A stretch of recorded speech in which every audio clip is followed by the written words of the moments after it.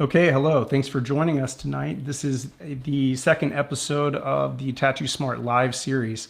Tonight, I'm really excited to have a special guest. BJ Betts will be joining us. And BJ has literally learned, and BJ has literally learned, BJ has literally earned his place in the tattoo history books. And, I first got his first lettering guide. It was like a spiral bound little book that I got years ago, and it totally changed my lettering game. And since then, he's put out 4 more editions of that guide in multiple different forms, some traveling guides, all different kinds of fun lettering books from BJ. And they've sold thousands of copies. So a lot of tattooers have been inspired by his work and have learned quite a bit from him. I've learned quite a bit from him, and I bet that a lot of you guys have too. So I'm excited to have him on board tonight, and we are going to go over a lot of different things. One of the things we're really excited to talk about is the new brush set that we've just launched. If you were to go to Tattoo Smart right now, you can find it. It's totally free. It's called Season's Greetings, and this idea came up a few months back when BJ and I were talking about what we might like to work on for this part of the year. And the idea came up to make a set that was to help you to make your own custom greeting cards. And, we wanted to use his existing penmanship brush set as a launch pad for this. And so what we ended up doing is we created a set where we wrote all the standard phrases you might expect, like Happy Holidays, Season's Greetings, Happy Hanukkah, Feliz Navidad, all of that. BJ wrote each of these out in different lettering styles. And so when you get this set, you can use it as inspiration, or you can just use the designs as is to make your own cards or your own Instagram promotions for the season, whatever you want to do with it. It's totally free. You can go to Tattoo Smart right now and pick it up. Once I bring BJ in, we'll show you the set, and then we'll get into some lessons. I've asked BJ to help me make my script lettering a little bit better. I've been using lettering in my tattoos my whole career, and it's something that I feel comfortable with, but unlike BJ, I haven't really specialized in it. So I feel like, I have a lot to learn. And when I watch him work, it's mesmerizing to watch him work, because he's so fluid with it. He can make the letters seemingly perfect and, without ever having to second guess himself. It's not that way for me. I'm sure you guys will see that if you stick around. You're going to see me struggle, and hopefully you're going to see me learn something. So if you're watching this live, today is the last day of our Black Friday sale on Tattoo Smart. Tomorrow is Cyber Monday, so we have a whole different promotion set up. But we're still going to be offering some of the best discounts of the year, just like we have been for the last few days. But we are also going to be, of course, offering this free set from BJ, and then we've got some other special discounts on a few of our products. So check in tomorrow for Cyber Monday deals. And if you're watching this replay later, stick around, and we'll have a whole new Black Friday Cyber Monday sale next year. This is our biggest sale of the year, so sorry you missed. And let's jump into it. Let's see if we can get BJ in here and get the fun started. There he is. All right. Hello. Hey, what's up, man? Sorry about that. We had some technical difficulties there. I was hearing an echo and a repeat because I had some settings wrong in my software. So rookie move. How about now? It's working great now. I can Perfect. hear you. I think they can hear you. Good. What's up, everybody? Thanks for tuning in, and hopefully we can get the party started. Party time. All right, cool. Yeah, let me test out some of the functionality here. I see there's already a lot going on in the chat room. They're probably all mostly just talking about how embarrassing that was for me. Hold on. Okay, so yeah, see that? I can actually bring people's comments in. Mark Steele is really looking forward to this. Can you see that on your screen, BJ? I can see it on the right too, as well, like you were saying on the chat. Okay, cool. All right. Well, thanks to you guys for being in the chat room, and we're gonna roll into it. So just real quick, let's catch up for a bit. What's been going on with you lately? You know, man, COVID. Nah. Right. Just working. Just had a my Vans collab come out recently, which was awesome. Working on some new stuff with Vans and what else? Yeah, man. Finally able to tattoo. We were shut down for what, like 4 months, I guess. And Yeah. so just still trying to get caught up with that. But yeah, I mean, I know you guys were like leading the pack in the opening phase of getting the shops back open. I remember talking to you the one day, and you were kind of lightweight falling apart about having to open the shop when they gave you the go ahead and trying to get the plan together. You know? Yeah. Yeah. That was wild. Because I'm an overachiever in everything that I do, right? So we had to have Of course, man. we had to have a better plan than the Department of Health would have come up with, because I don't even think they were just kind of sitting on their hands at that point. So Yeah, yeah, it was just like it was a shock when our governor let us come back. We were the first state to get to come back after the shutdown. So we were shut down for 2 months. Fortunately, everything opened to back up here, and so far we've been fine. We haven't had any COVID cases in the shop, and yeah, I'd like to think that some of the predictive measures that we took were helpful. But yeah, it's been okay. It's a little frustrating, just having to wear a mask all the time. It yeah, just kind of ruins the vibe a little bit of the tattoo shop. But yeah. Then you you think know, about doctors that wear that, 8, 10, 12 hour surgery, two or three of them on top of each other. You know what I mean?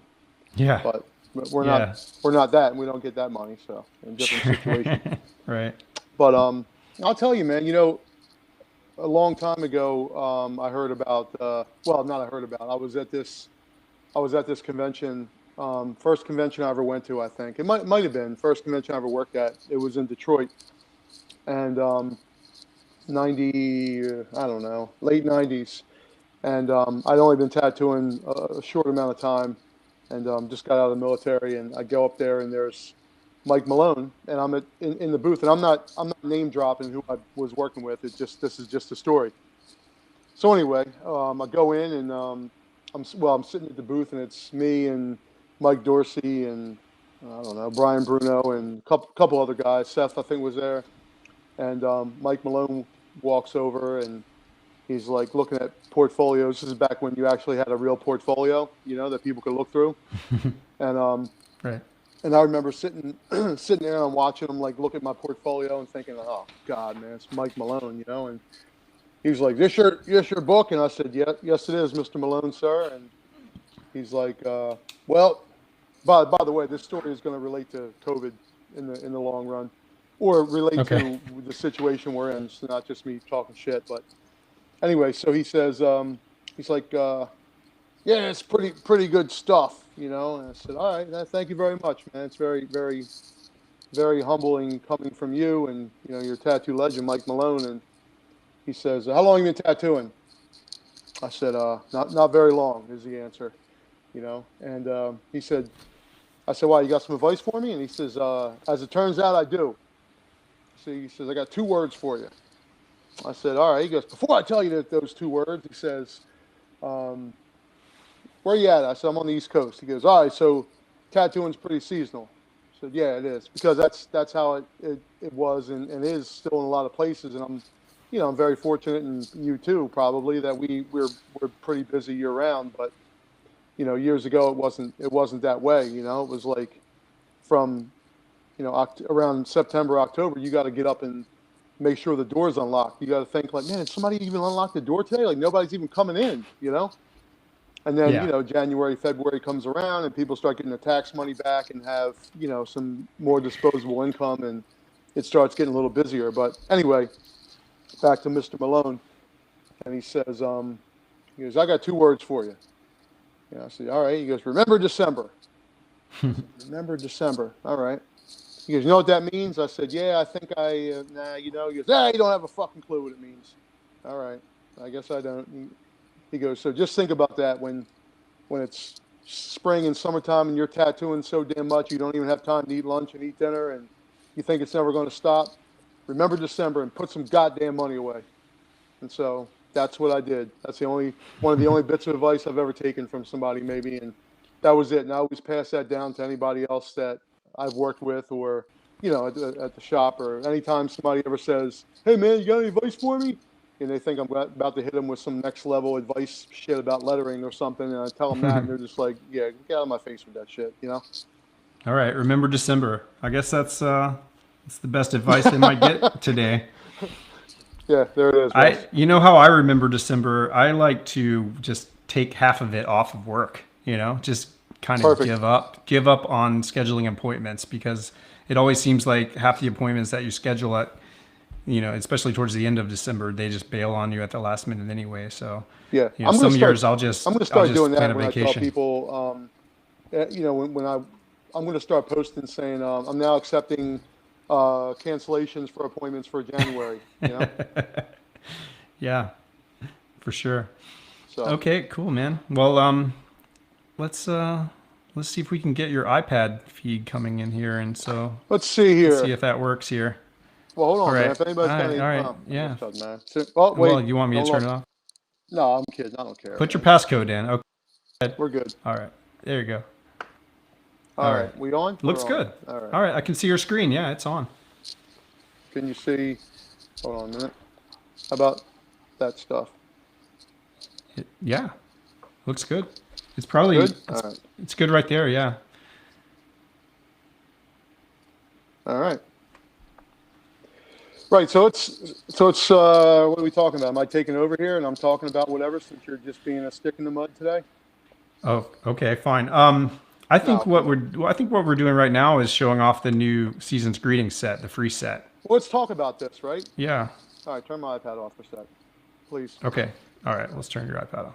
All right. So basically, like Russ mentioned earlier, we had this idea that I wanted to do something different. Well, it is different, I guess. Nobody else has done this as far as I know, but man, I'm very, very appreciative of all the support over the years, and everybody that's downloaded the brush set and the ebooks. So as a thank you to everybody, and not even to people that have purchased it, just to throw it out there because I'm nice like that.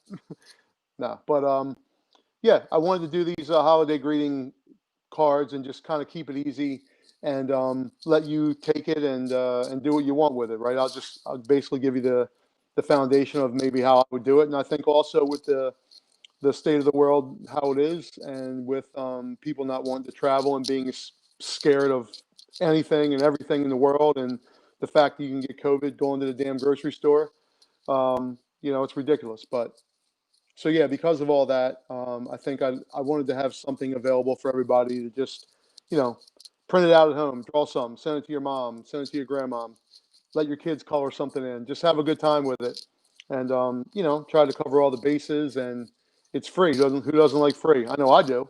So there it is. So we wanted to do something a little bit bigger, and I think just due to time constraints and the reality of the situation of what it would take to make it work how I wanted it to work, it would have just been a lot of in and out. So all right, Russ, talk us through what you're doing here.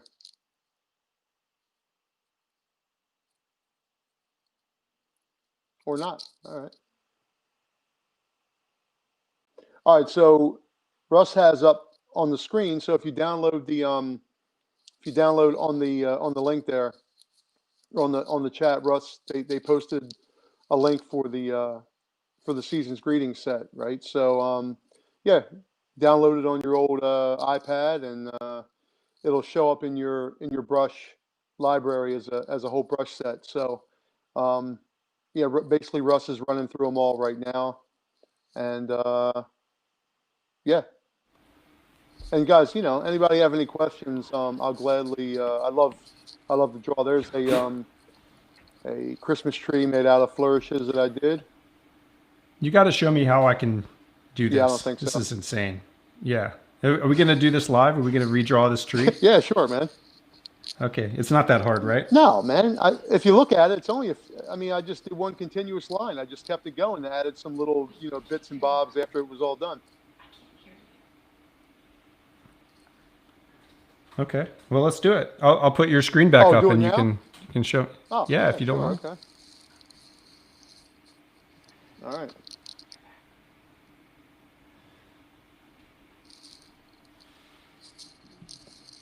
Hold on, Russ. Oh, I'll take it away. Go ahead. Put your face in front of it. Well, I Type your couldn't. That was the passcode. thing.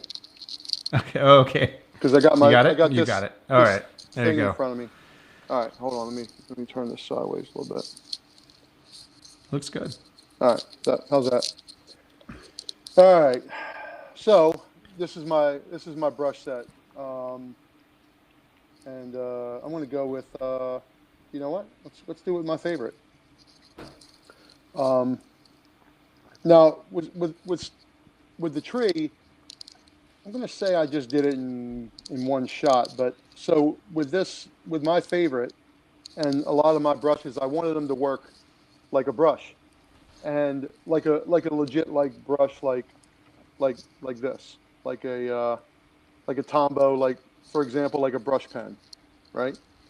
I wanted it to work like that, where it's all pressure sensitive. And here, actually, I got some paper here because I'll just show you. So Yes, this is Procreate, by the so way. this Someone's I asking just if got a this is piece of white Procreate. paper, and this thing here is the brand is Tombow, but I just happen to have that sitting right in front of me. So, but these things are pressure sensitive, and it's because I wanted my brush set to work like how this works.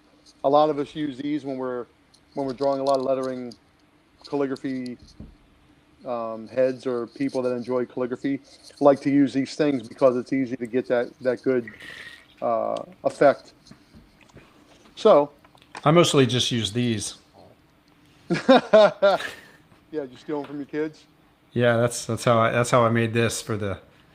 Look at Well, that. we're going to take a look at that. Don't worry. All right. But Well, this is yeah, the so, one that my son did. Yeah, his is better. His looks. Oh, you His like looks. that one? His looks more. What's the word? Authentic. Yeah, his is pretty legit. Yeah. What's that stuff on the top of yours? What's on top of the seasons there? What are those two lines? I don't know. I was just trying to copy what you did, That's but I funny. did a Mine bad doesn't job. look like that. Yours, it looks terrible. I get Oh, it. come on. Well, All right. we'll So try a little harder. I wanted that brush effect, right? So, oh yeah, that's going to have to go back to that. All right.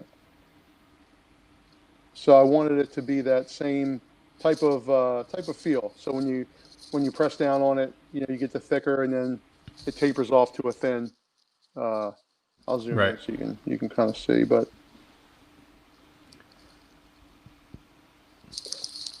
so it's all with the just pressure on the brush, right? So all right, so let's see if I can pull a tree off here. So I think I started at the bottom. I don't have anything to look at, but wait, hold on. I'm gonna turn my iPad sideways here. It's a little easier because this is how I would do it. I'm not trying to fake it. This is how it would be. Hold on, let me unplug that. All right, no, I'm not good. Wait. Yeah, we can see about half your screen now, though. Well, I turned it sideways. So, all right, here we go. Yeah, okay.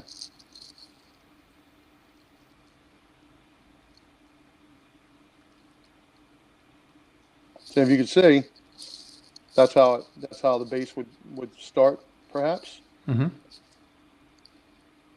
Yeah, it's a little bright, huh? Yeah, it got brighter when you turned it for some reason. All right, well. It's better there. Okay. So, and then, since the tree would be, let me see what else I got here.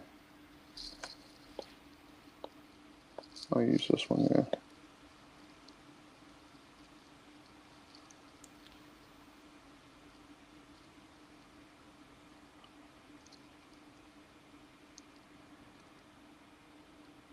So those are a lot easier to do if you're working, straight up and down, I guess. I'd say. And I mean, your hand isn't even Your hand isn't touching the screen, is it? It's just sort of floating No, off the tip of the...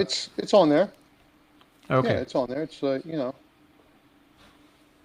I mean, this is the sideways version. It always just seems a little easier when I got my hand on the same side as way I would draw. But so essentially, that would be the tree, and it's just, you know, that's one solid continuous line, man. So basically, it's pressure. You know, it's pressure, light, pressure, light, pressure, light, pressure, light, on and flipping on and on, right? All right. So there's that. Cool. Awesome. And then I think, I'm pretty sure actually, I went in and just, a lot of times with the flourishes, man, I just add, like when I look at this, I see that this is going a certain way. And so I'll add, like, you know, maybe some little extra flourishes coming off that direction. And just make sure it's consistent. You know, if you decide you want it going that way, well then, you know, do it on, don't do one this way and then one this way. It's just going to look stupid, in my opinion. So just keep it consistent. Even if it's wrong, make it consistently wrong, so at least it's consistent.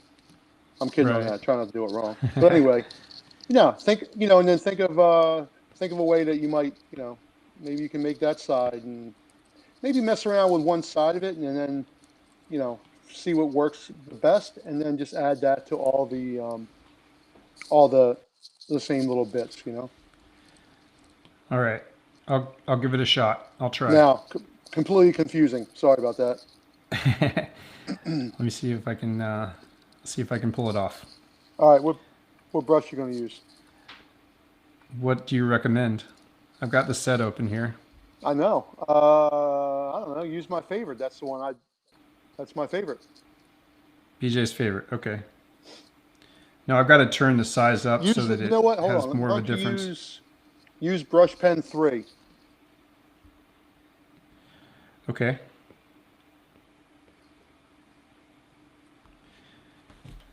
All right. Let's see, how much of my screen can we see here? The whole thing. Okay. Okay. Turn it sideways, can you, Russ? I just think it's a little easier. I'll tell you what. Even do that. How about do this? Make a quick sketch of the shape of the tree that you want. Okay. You know what I mean, like that. Yeah. Something like that. Right, and then that's your. And then I'll kind of turn my iPad. I would, or just whatever way is easier for you as you're writing. To keep it natural. And then start at the bottom, or you can start any way you want. Start at the bottom? I'd say start at the bottom. I'd turn mine a little bit more. You know what I mean? And then try and just keep it within the. My problem also is that my hand is kind of sweaty right now, so I'm afraid it's going to stick, but we'll see what happens. Okay. So start in the middle. I'd probably start on the side. Let me see. You could probably do it at the top too. Start at the top. Yeah, let's go with that.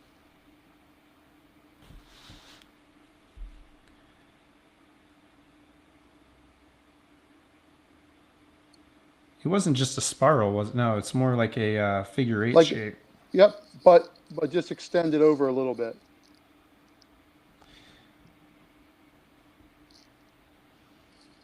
There you go. Russ, what the hell are you doing? Let's go. Step it up. Too heavy on the curves. They're both too heavy. Lighten up the pressure.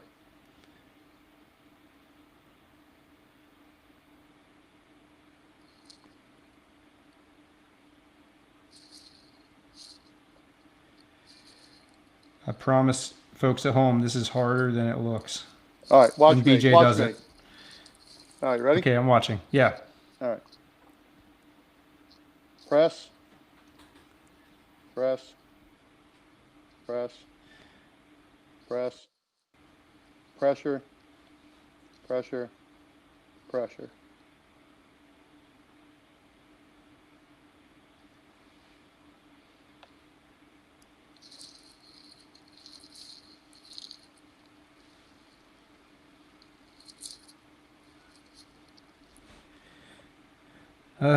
Man, stressful.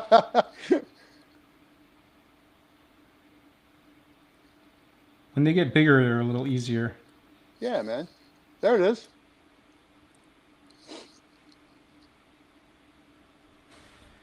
All right. That's passable, right? Absolutely. Do I get Zoom in. Let me see. a B minus? Can we move on from Yeah, this with man. my B Zoom in. Let me minus? see it. Okay. Okay.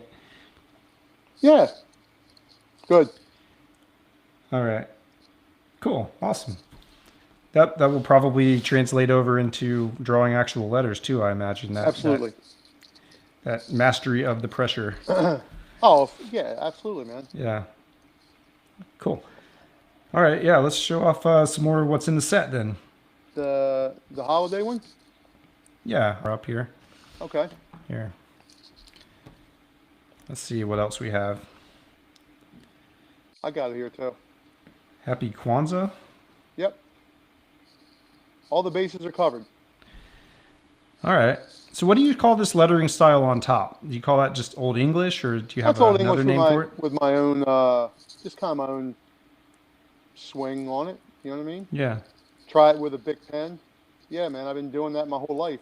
Well, you know what? That's an interesting topic, Russ. Let me Okay. let's You want to dive into that for that? a second. Let's do it. Okay. All right.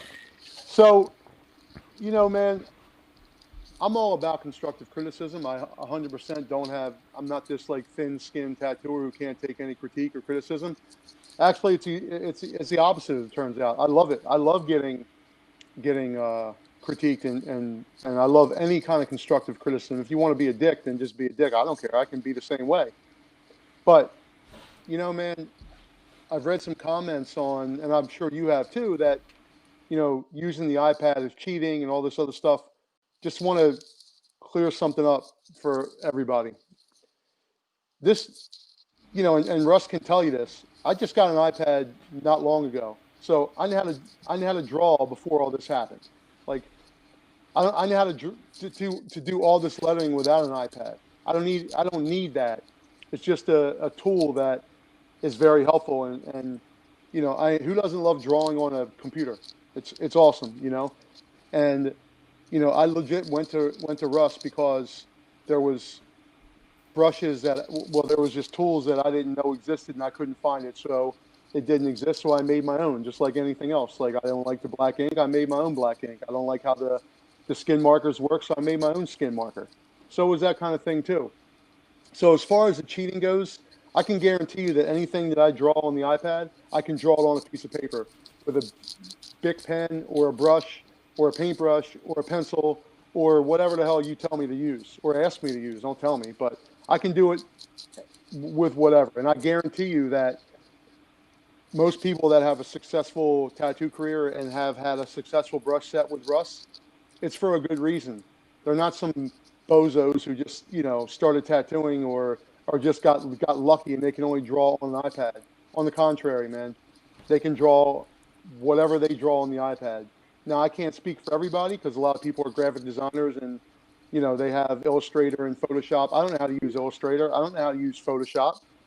You know, it's all this for me. So anyway, just wanted to clear that up right now that, you know, I can 100%. Matter of fact, here, I'll show you.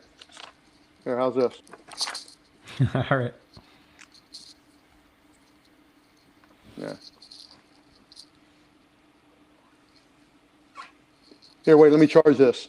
Oh, wait, there is no charger.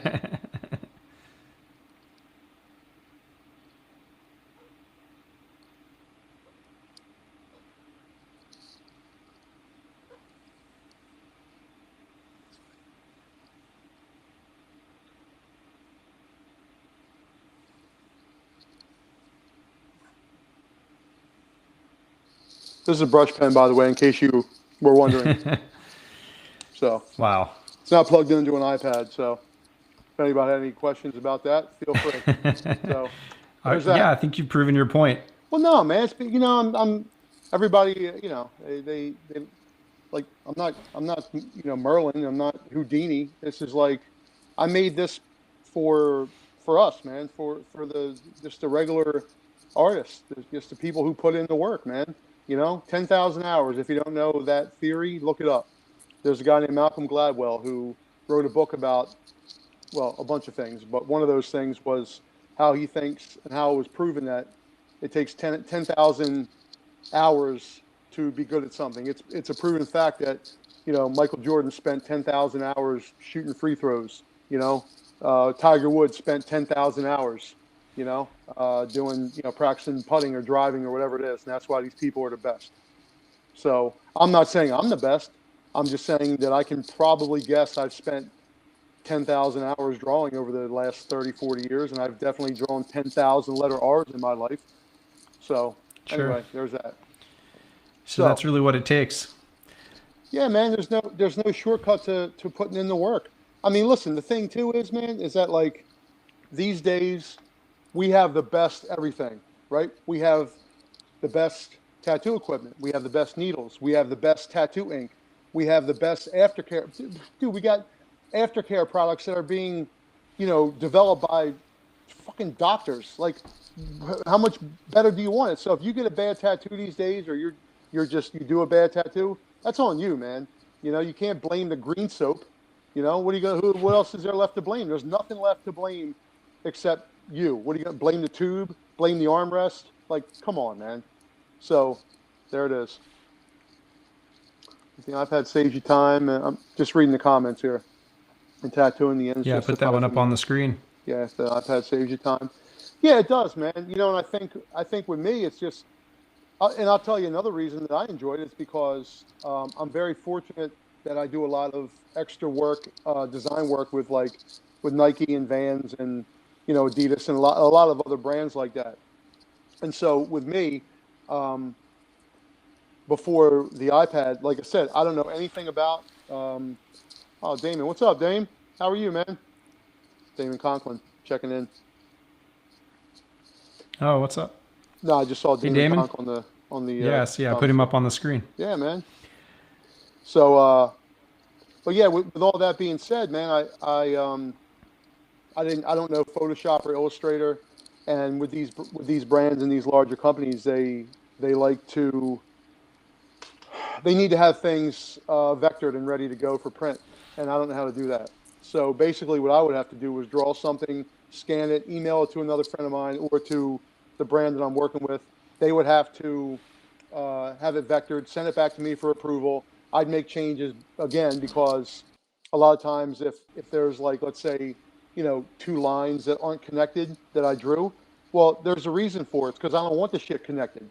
But they connect it thinking they're helping me out. And then I have to tell them, like, no, dude, leave it the way it is. That's why I sent it to you. So anyway, the iPad, has cut out the middleman. And I'm in a lot more control of the whole situation from the artwork that I send in. Right. Yeah, absolutely, man. So yeah, it was awesome. It was awesome connecting with you at that point where you'd just gotten the iPad and you were like, you had all these great ideas that we had already had, you know. Do you remember that? You would always say like, hey man, what about a brush that yeah, does this? And I'd be like, yeah, we have that already. Here. Right. Yeah, but I'm saying I didn't know, man. It's like, you know, it's like asking somebody. I just wasn't familiar with it, right? So, yeah, I'm like, that was exactly how it went. It was like, hey Russ, man, I got this idea, you know, for this brush that kind of like it does this with pressure and, you know, works this way. And Russ is like, yeah, it's a great idea, man. You know, as it turns out, it's such a great idea. We already have 9 of them. Like, well, how about that? Okay. Yeah.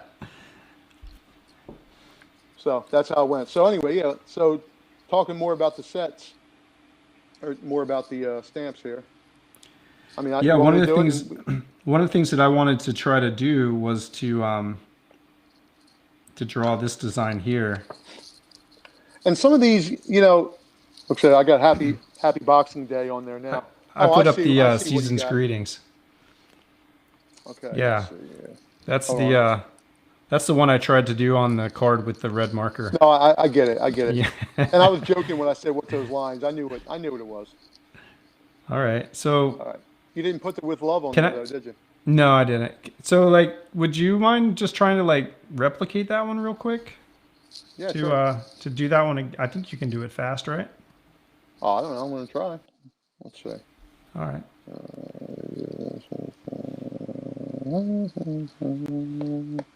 All right.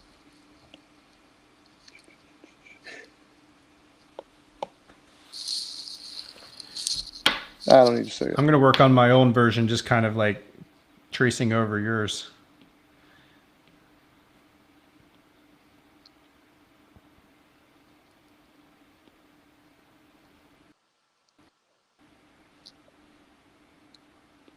What brush are you using right now? Your favorite? Hold on, I'll tell you. I don't know.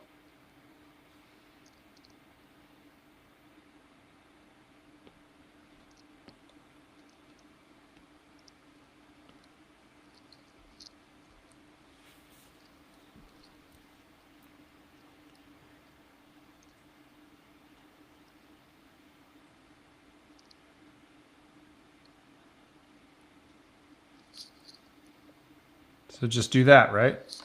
Yeah, just like that. Yeah. Look at that. Okay. Done. All right. All right. Now it's going to be my turn. See how this goes. Let's try this view. All right. You can see my screen now. I Yeah, actually have a little ghost of it in there just so I can cheat a little bit. While you're talking, Let's Russ, see. I'm gonna, or while you're drawing, I'm gonna answer. So can lettering create on iPad go straight to print, or does it have to be vectorized? It can go straight to print. I think it all depends on how big the project is, and how you export it. If you export it into if you send it to whoever you're going to send it to, like with a PNG or a PSD, whatever different file is name is available, you know, the company that you're doing the project for or the artwork for, they'll let you know what type of file they want. But if you save it into a large enough screen size and send it over, man, it can go straight to print. Hope that helped out. All right. I got seasons. Uh-huh. That capital S is terrible. I think the rest of them came out sort of okay, but All right, here, hold on. Let me give you a tip here. On the next one, Russ. So just okay. make yourself 2 guidelines.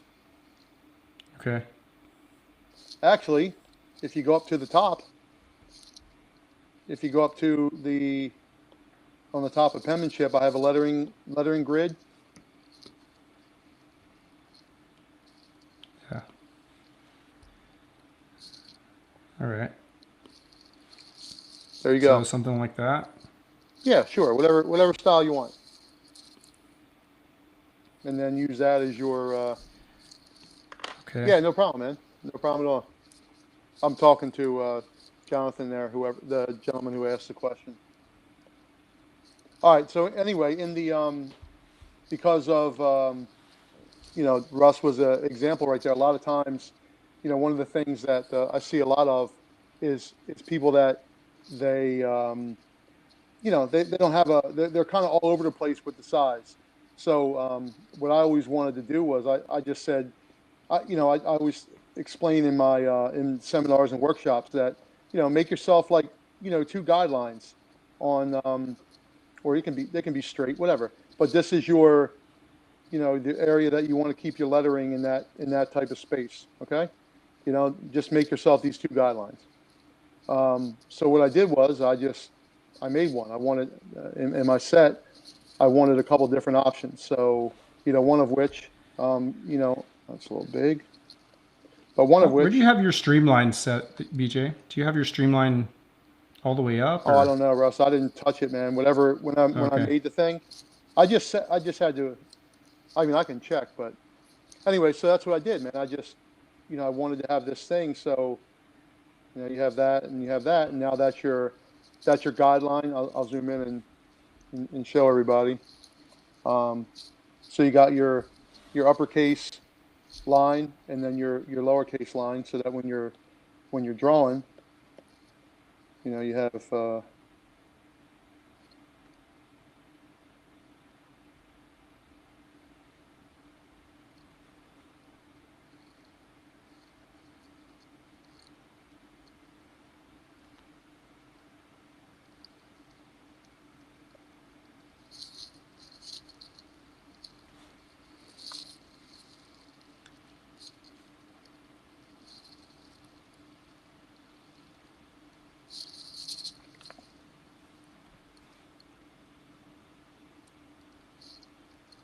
I'll tell you, man, is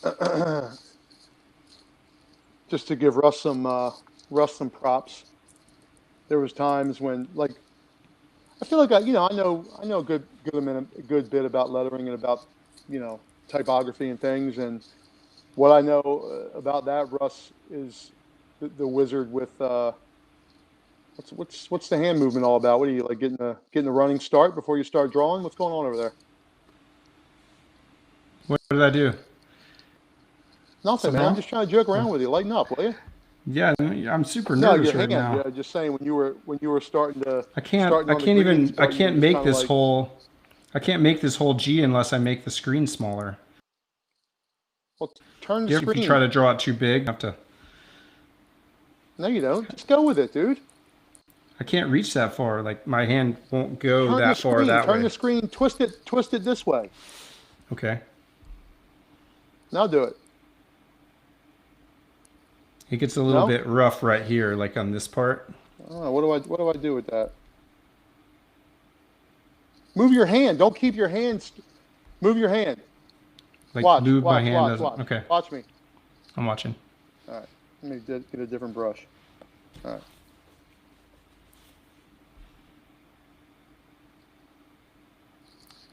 Okay, your hand's not touching the screen, really.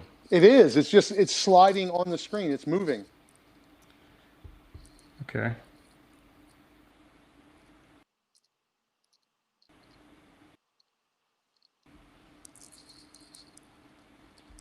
So you've got to move the hand and control the pressure.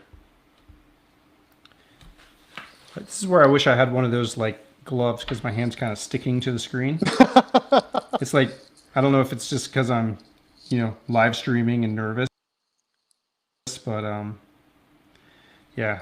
Actually, that's the hardest thing right there. This brings up a good point. So I remember, there you go, move from the elbow. But I remember years ago, man, I was doing this. Yeah, you're doing it again. That was cool, though. That was a good one. That hand is literally sticking to the screen. All right, do it your way then. That was better. Okay. Yeah, that's fine. I'm going to keep trying to do it your way. That's what I'm here for. Draw the letter advice I was given. Hey, wait. Should I keep that one? Maybe I don't undo that one. That good. one's... It's a little weird. All right, I undid it. Somebody just commented to draw the letter. And years ago, man, I don't know if you got that from my seminar, but that was one of the things that I heard when I was in high school, which was a long time ago, which was to draw the lettering. And there's a good friend of mine named Andy Cruz.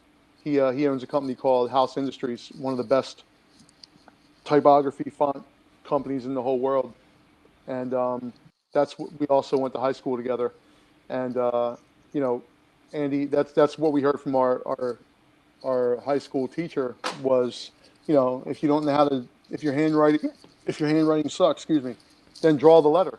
Draw and that applies to tattooing. Draw the letter like as if you were drawing a rose or an eagle or whatever. Like, we all know what a letter A looks like, so draw that shit. You don't, if your handwriting blows, well then try and draw it. Yeah, that's great advice. I'm trying to draw it right now. So yeah. one of the other things, right? Like, I'll do a couple different, while you're doing that, Russ. I'll do a couple different.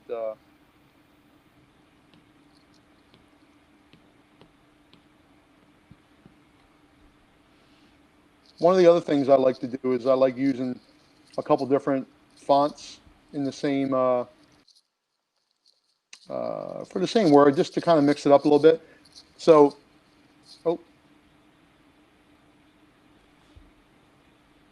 anybody catch that? Because I did.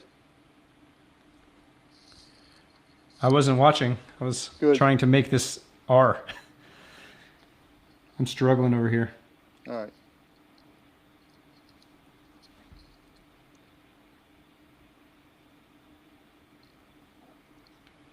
What's the problem with the R? I think the R that I have now is not bad. Let's say. I think this is too thick, Russ, on yours. Mm-hmm. This part should be thinner. Oh, okay. So it's got to be, so it's a light pressure, heavy, thin. light, heavy. Got it. You Better? want the heavy on the vertical strokes. Right. Okay. Do you think that it should come above that line a little bit higher, or do you like it where The it R. is? Yeah. I mean, it's not gonna.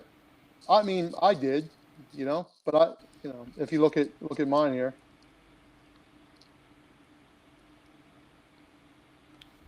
That was it, it was good until I went too thick on this part.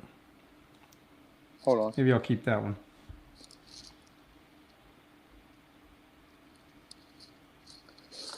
So, like for example, like I was saying, I got one. Give me an A+ on that R, and I'm going to keep going. let me say, good. Okay, perfect. All right. Now, one good thing. Now, see, I would normally. So this is something that I would do with tracing paper before the iPad, but this is what made it easy for me. So, I would just move this over. Now, normally I'd get a piece of tracing paper. Okay, what's this crap? Move that over. Let's call it. Okay, and then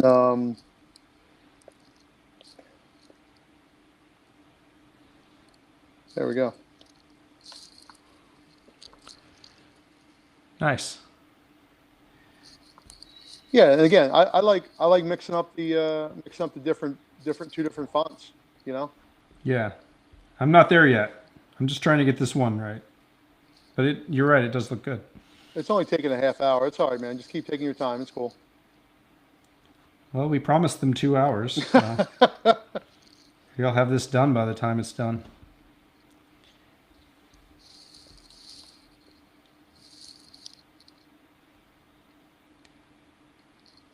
I think another issue is when people come into a shop and bring in their own lettering and whatever font they found on Pinterest that they saw. There's always a way to make these things better. So if somebody brings in a what do I got here? Ballpoint pen. Yeah, there we go. I'll use that. If somebody brings in a Old English, letter, I'll do it real quick here. So you can...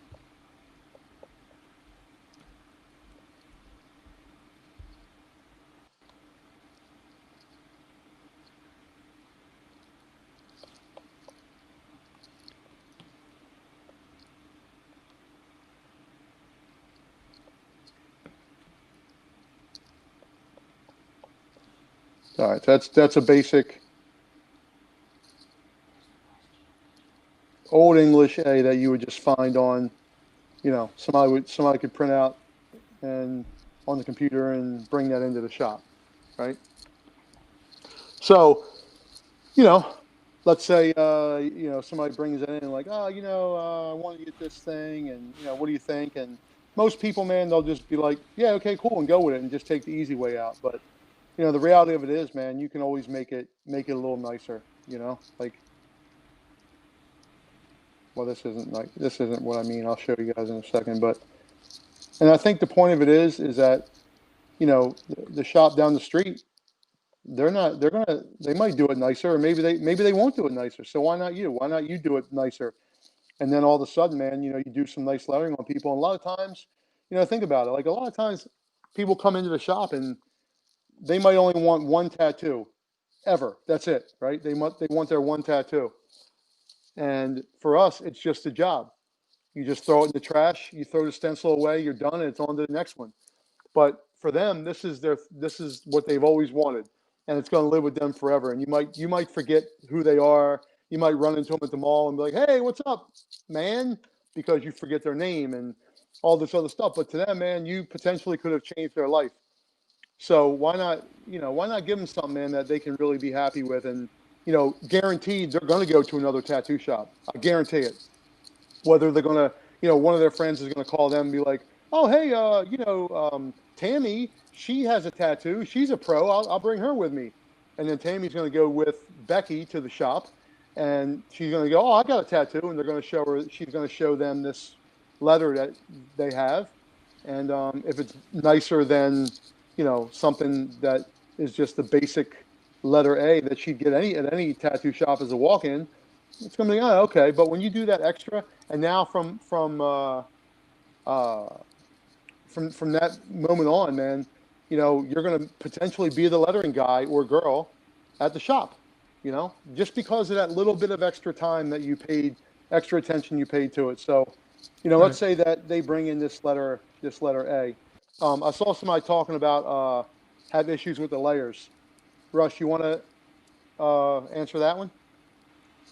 Sure. Yeah, the question was, I just have issues with layers. I'm not really sure. Maybe your issue is just not understanding how they work or not remembering to use them. That's there's two different problems that we see a lot. But And Russ, you want to walk them I can through? show. I'm just gonna make a tracing of Yeah, if this. you want to draw for a bit, I'll talk about how layers work. Okay, Sure. so I have this. You can see that on the screen, yeah? Yeah. Okay. Sure. So I want to make a clean line drawing. Let's say I want to do that for my appointment. So you go in your layers, and I'll open up a new one. Now, this little box right here that has, you know, next to an N, there's a little box. If you click on that, that's what's visible. See? So every one that you have checked is going to be visible. Whatever letter, whatever color whatever is blue, that's the layer that you're on right now, right? So think of it that way. Like, you know, if it's blue, then that's what you're working on. Sure. Now, again, both of these are checked, so you'll still be able to see everything. How to Right. do them to build letter or drawing. That's okay. That's what I'm getting to right now. And then, like I said, Russell kind of walk everybody through it as I'm doing it. So what I want to do is I'll explain what I want to do, and then I guess, you know, Russ can go in on how I'm doing it to get there. So what I want to do is I want to make a clean line drawing and add some extras to it to make it a little more attractive than somebody else would. Okay, Sure. so Do you I ever have just this. lower the opacity of it before you draw? Yes, that's what I'm going to Okay. do right now. Okay. Yeah. Sure. So what I do is I click this N right here. This other menu pops up, and you can turn the opacity down. As you can see, it's getting a little bit lighter, right? So to put that into drawing tattoo shop terminology, basically I just put a piece of tracing paper over that. Okay. So now you can even name the layers, like, you know, let's call it tracing paper or tracing. So now you won't get confused. All right. So now I'm on the tracing paper layer. It's blue, so I'm on that layer. All right. Now I can start drawing, and Russ can go from there. All right. Is that good, Russ? Or you good? Yeah, it looks good. Okay.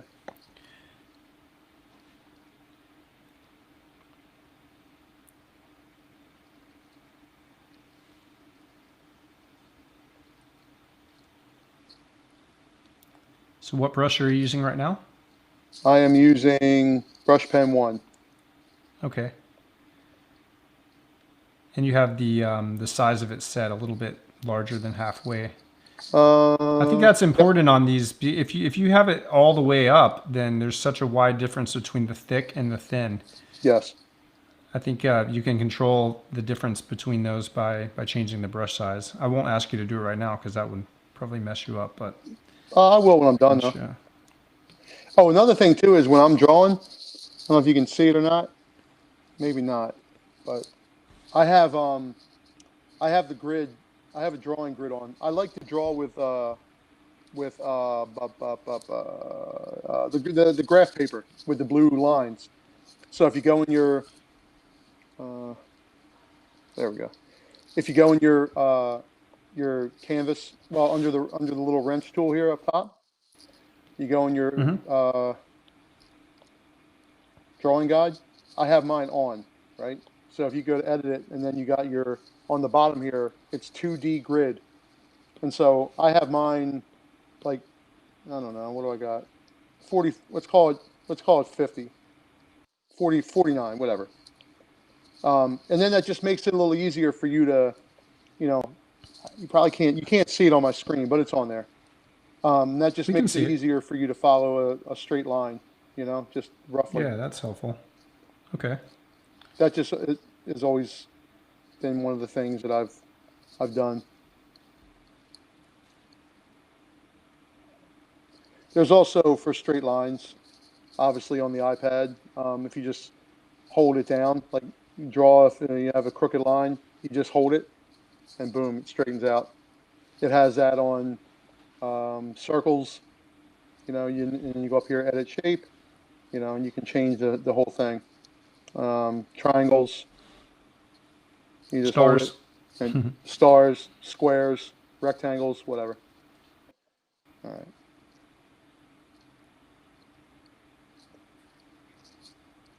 All right, so now we got this.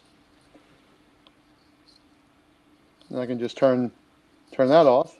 And now you just have a nice clean letter A for your customer. All right. Nice. Yeah, and now you can go in and I also use a pencil a lot of times.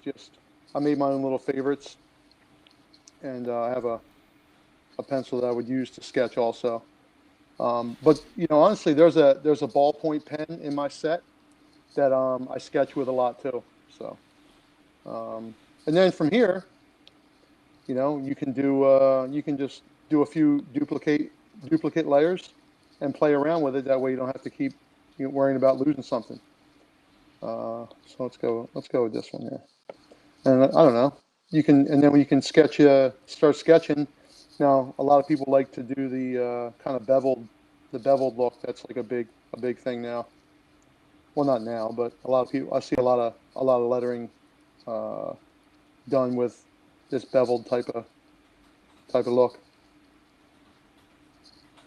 And how do you kind of think about that? How do you map it out?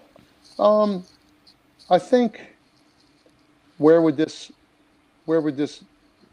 go on the?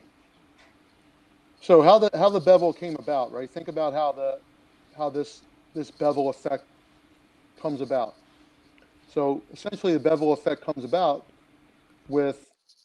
in stone when people are carving in and tapping in with these chisel tools, and these bevel tools are basically like a V, right?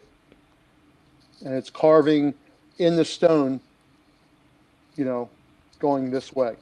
So as this thing is going in, it's cutting out this whole section of, piece of stone or whatever. So it's just getting rid of this whole section right here. So depending on when the light hits it, either you're going to see, it's going to seem lighter or darker.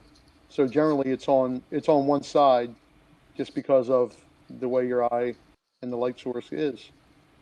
So it'll be, that side's a little darker.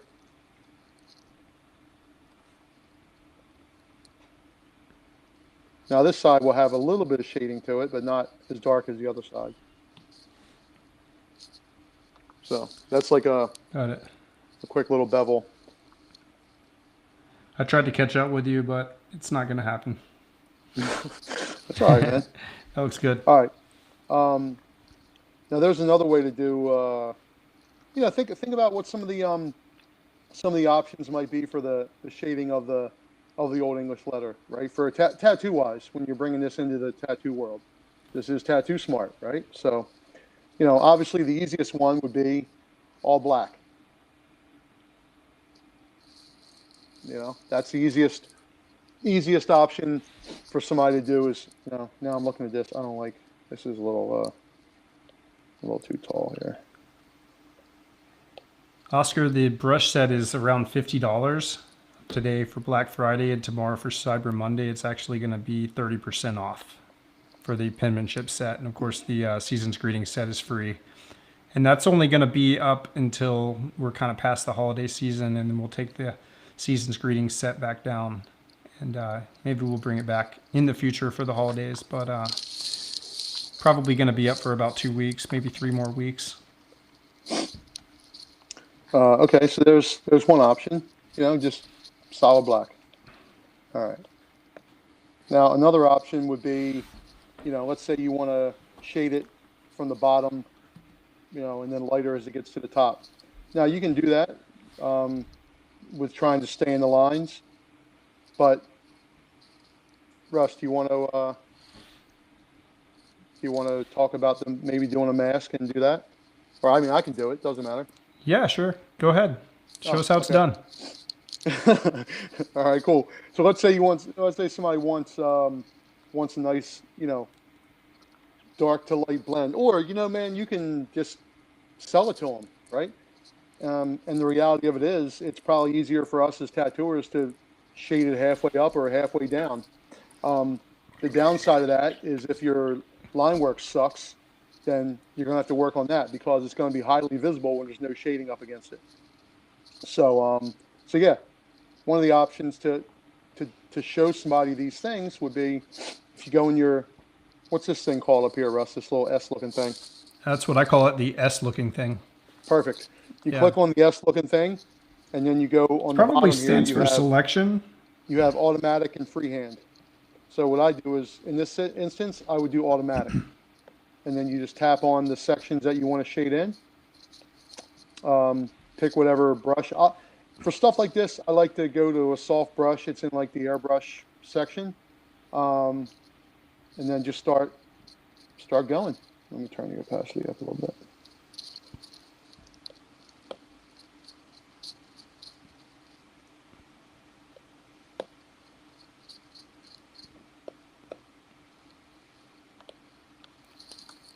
There you go.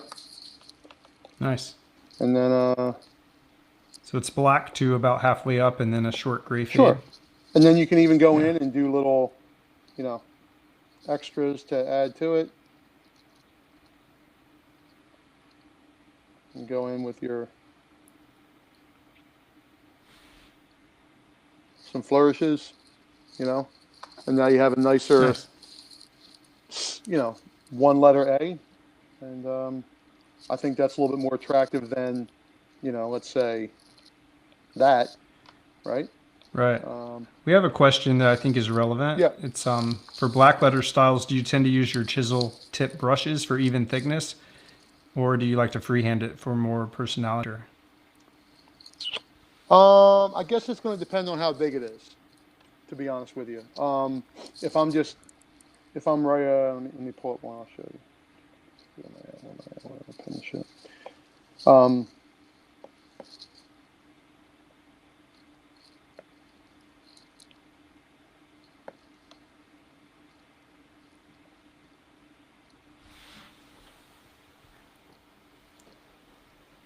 Is that a chisel brush? Yeah, it is. Like it's actually the chisel, brush pen chisel. Okay. And the reason it is brush pen chisel. So one of the things that I wanted to do with this brush set, and it took some figuring out, more so on Russ's part, because I had the ideas of how I wanted it, but Russ is the man behind the man here, and kind of had to figure this out for me. So what I wanted to do, when you're using a chisel in real life, and you're using, like, let's say a speedball pen or a chisel brush pen, let's say on that same letter A. Now in real life, you can, if you have like a real pen, you can turn the thing and get it to the angle that you want it for that thick and thin line. Well, with this thing, that's not an option, right? So if you have a regular chisel tip on the iPad, you have to get it to the right angle so it's super thin with the chisel. Well, I don't want a letter A on that much of an angle, or if a lot of times on the Old English alphabet, on the back side of it, it has this little hook thing right there. Well, in real life, when you're using a pen, it wouldn't look like this. It would look more like, I don't know, like kind of like that. But even longer, it would be like extended down here. But you can't get that without getting the eraser, so there's a lot of extra steps. So I said, Russ, we need to figure this out, man, how I can figure out something that actually turns or does, I don't know, that does something that I wanted to do. And Russ is like, yeah, this thing doesn't, you finally thought of something that we don't have, you know. So with the brush pen chisel, you know, it's kind of the best of both worlds, right? It's like you can still start wherever you want, and then have it turn into that. Hey, look, I'm actually doing what you did. Almost. Yeah, man. What letter are we making here? Oh, this is a letter L, but I just did whatever. You like I use to a kind of spray do can something for the like that, shading. I like like the double look up better. the. Yeah, it's dope to use a spray can for the shading. I love different textures and all that, man. Now, so Russ, you just did that. You Oh, just did that double. That you just did that thing there. yeah, that seems like something I've seen people do. Yeah, yeah, yeah. But I was going to say, if you do that, then that part would be on the back of the second one. Okay, let's see if I can do that.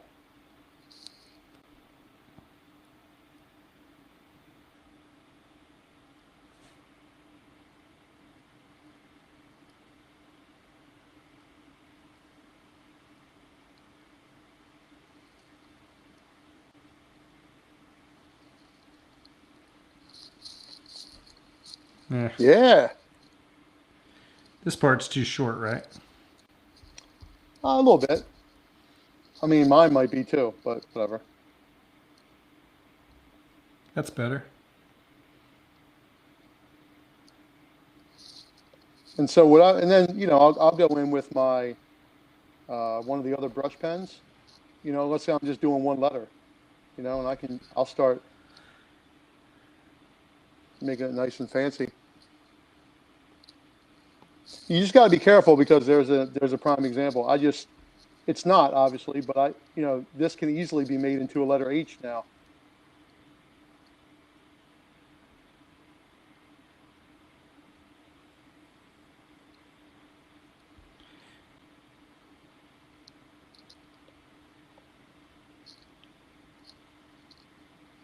Look at that. Couple swipes, there it is.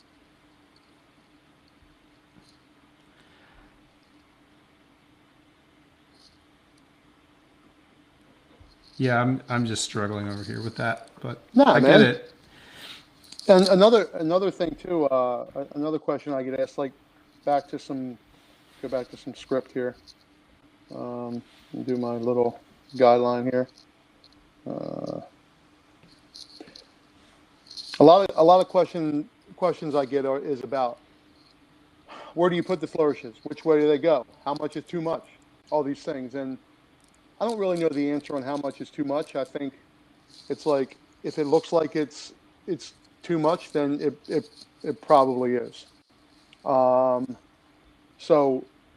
things that help out are like letters that have a lower descender, like a G or a P or a Q or another letter that you can use the bottom part of it. Move this over a little bit. The bottom part of it to use some of the flourishes. So I don't know.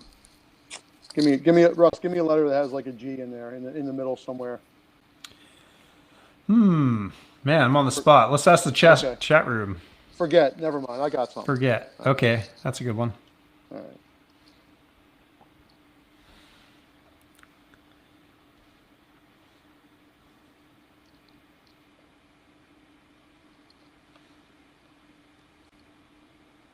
And I'll leave that kind of undone for a minute. All right. So let's say that's your word. Sorry it took me so long. Just kidding. All right. So let's say I want to, now I'll look at this and I'll think to myself, like, okay, let's say you had this much space to fill in for this tattoo. And now you look at it and go, all right, well, so where does this need some more love? Where can I add some stuff? I'm not a super big fan of adding a lot of flourishes on the top. And so what I would do is, and I don't start getting all crazy with it either. I try not to anyway. And so a lot of times, if you're reading, the way the brain works is you start reading this word, you get to the end, and you think like, okay, I guess that's it. So what I like to do is I'll start adding a couple flourishes on the back side of the of that. And so it kind of brings at the end of the word, whatever it is. And that way, after, you're reading the end of the word, you see it, and then your eye sees this, and you're like, oh, wait, maybe it's not fucking done yet. And it comes back around. Then you can kind of look at the whole word all over again and really enjoy it this time, you know? And so like I was saying about adding the flourishes, you have this G, which is perfect. Now that's a good starting point for some of your flourishes, and you can start like adding. But what I do is, man, I always like to add in the direction where it's going. Like this G, it came this way. So start having your flourishes, go that direction. And then when you start bringing it back this way, then you can start, doing it that way too. Like this one, I didn't finish this part, so now you can, it goes this way. How do you think about the hand pressure? Which parts do you want to be thick and which parts are thin with the flourishes? Sorry, I was reading the comment. Russ, hold on. Took a leave for class. Super helpful. I think the question was what? I can't scroll down for some reason. Okay, whatever. Anything that recommendations for lettering help? Yeah, man. I mean, like I said, right now we're in a fantastic position between social media and Google. Just you can Google your obscure anything. Think of like obscure Victorian lettering, and you're going to find some crazy stuff. And that's always, like look up, 1900s, early 19th century black letter, you know, early calligraphy, things like that, because that's essentially what it is, right? So just look up those obscure things, and you're going to find some awesome stuff. Amazon is your friend. It's like type in, calligraphy, and everything's going to come up that you can potentially think of, man. It's insane. Let's see. Scribe this and stuff.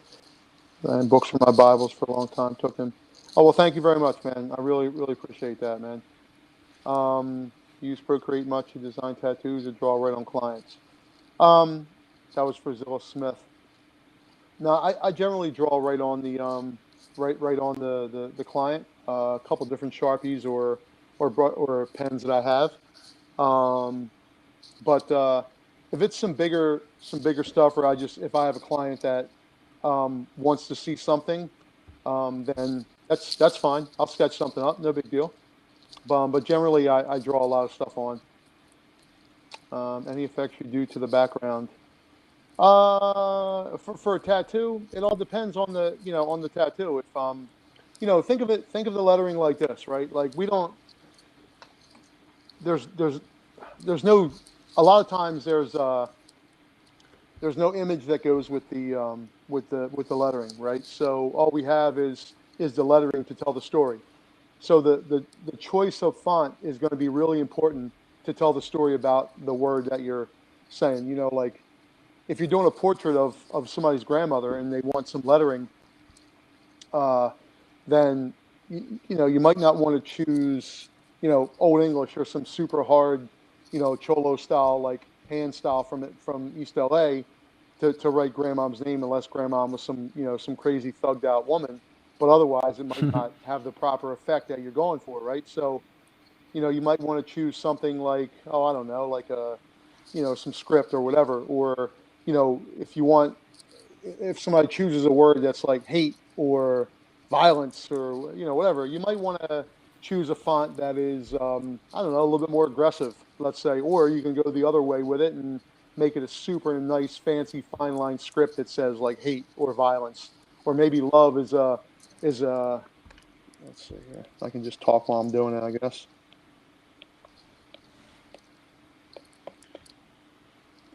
Maybe what in the hell? Man, Russ, why does it do that, dude? What is it doing? That it just. Hey, you ever been drawing too, Russ, in this thing, and it just starts erasing everything and going backwards to all your last steps? Like No, maybe you that's hit it never with your happened. hand by accident or something? I haven't seen that one. Oh my God, dude, I'll be drawing or something, and I'll It just must like just be you. try and like double tap to go back to the last thing, and it'll just be like brrr, like lightning Oh, fast, weird. like you're racing the whole thing. I'm like, well, there goes a half hour Yeah. of nothing, you know? No, that sucks. Oh yeah, yeah, great, thanks. So let's see.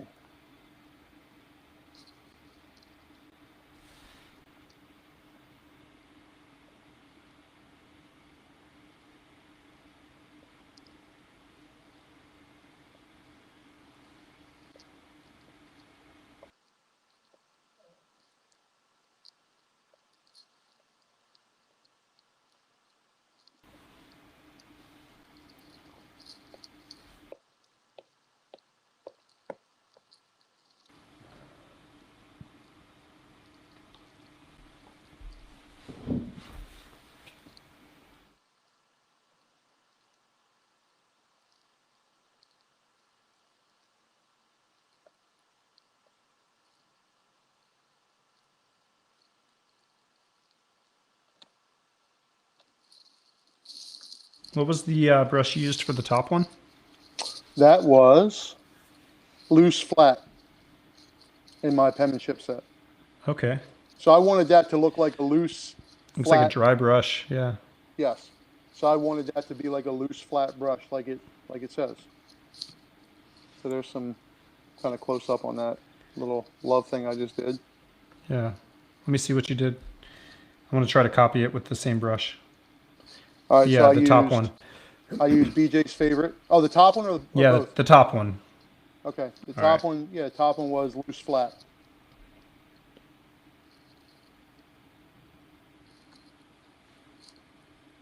Too big. The brush is too big, No. or I'm drawing too big. Yeah.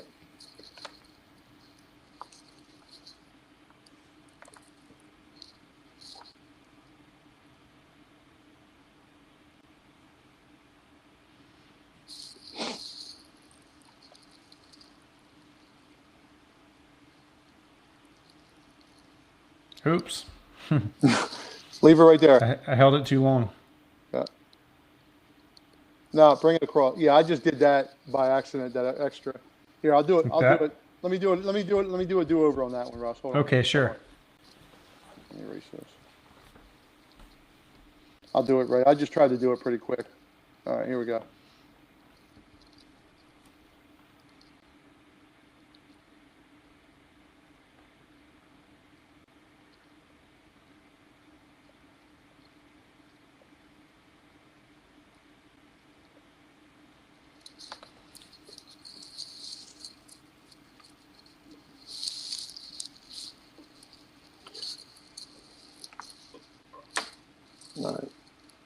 All right. Let's say for prints, if I don't want there to be much white on there, do you use any effects that come already in Procreate just to spice it up a little bit? You know, man, I've never done a print on Procreate. All my prints that I've done have been like legit, like, you know, have been just prints of paintings or artwork I've done on other papers or whatever. So I've never really used any kind of background effects on the on Procreate. Russ could probably help out better with answering that.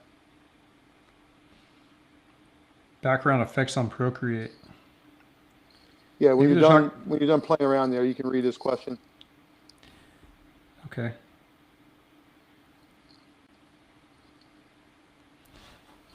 Man, what are you from Well, LA? Look at this. Look at this guy. it's passable, I guess. I don't know. Yeah, man. The L looks wider than the rest of them. Yeah, but you know the reality of it is, if we were doing this for something, and you were taking your time, you would draw. I know how you are. You'd have 10 versions of it. I would, You yeah. want to try this one now? Sure. All right. Well, answer Let this me- guy first. Okay, the question is about backgrounds? Yeah, right there. Where's it at? Where's the question? Oscar Hernandez. Let's say for prints, it says, here, I'll put it up. Let's say for prints, if I don't want there to be much white on there, do you use any like effects that come already in Procreate just to spice it up a little bit? Like Like if an you want to art put like a texture in the background, perhaps? I You have have, any- you have I any think that's examples? where, yeah, I do. I would use something out of the Spit Shade set, which is a set that I made for watercolor style painting. But there's a brush Here, in I here got an called, idea. Why don't you do a stamp with do a stamp with the season's greetings set, Sure. and then put some background on that. Sure. Well, here's a brush that I was going to mention called Splotch Machine from that set. So you can, I mean, maybe black is a little bit too dark, but you could use something lighter and add a texture in there with a brush like that, and you can kind of layer it and make parts darker, get something like that kind of going. Yeah, let me see that texture on that. I got to get this guide off there. I'll make it a little blacker. Can you see it there? There's a lot going on in that brush. Oh, wow. And when I made this, I just made some splotches on watercolor paper, and then I photographed them and edited them. So like the actual stamp, really, that's that. Which one is that, Russ? And what set's that in? In the spit shade? Yeah, it's right here. Okay. I didn't mess around with that one. Let me see if I can here. It's a really quick tool. Okay. To make a mess, you know. Yeah, if you want to see some of the other ones, and you can jump over to that. Let's see. I had thought about doing something, trying to show how I would color in one of your designs. So this is one of the papers from the Spit Shade set, and they come with these background textures already in them. These are just photos of actually tea-stained or coffee-stained watercolor paper. And just hold on one sec, Russ. Just to be clear, Sure. Russ does know how to paint and spit shade without the iPad. It's true, I do. Let's use this one. All right, so I won't take the time to re-outline your design. I kind of like the sketchy look that you've got here, so we'll just roll with that. Yeah, so for everybody, this is one of the, I gave, what is there, 20 of them, Russ? Yeah. Can you hear me? Yep. Sorry. Okay. Yeah, this is one of the designs. 20 different designs in the Season's Greetings card set that I'm giving everybody for free. So this is one of them. It says Merry Christmas, and I drew this Santa in there, sketched in this Santa for the everybody's viewing pleasure. So this brush here it's called Ink Wash Light. So it just lays down a solid layer of light wash. I'm using black right now. But if you lift your Apple Pencil and you put it back down again, it doubles up, you know. So each time I lift, it's going to make it darker. But as long as I stay down, I can lay down a smooth, you know, wash of that. And there's a whole set of these. So there's an extra light. There's a so extra light does this. If you go over if you go over the outline, if you go over the drawing, Russ, is it opaque? It's not. It's transparent. Okay. Yeah. Awesome. So that's kind of a nice tool for you know, kind of having something you can refer back to, or if you just want to fill the whole area. You can change, it doesn't yeah, have to be any black. color, sure. Yeah, you can use red. Well, I got to change it. All right, so I can grab a color for the hat real quick. We can do that. Let me get some of my palettes. So these are some palettes that I've made. This one here is just little swatches of all the Eternals. We'll use this red out of Mike Chambers' set here. And again, the brush that I'm on right now we'll go on Ink Wash Light.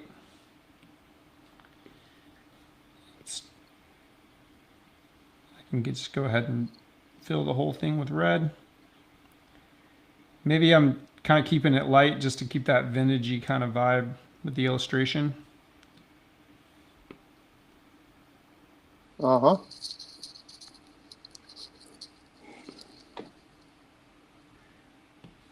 Went outside the lines a little bit there, but you know what? I think though? a little bit of that on the painting on the paper look when you go outside the line. For sure.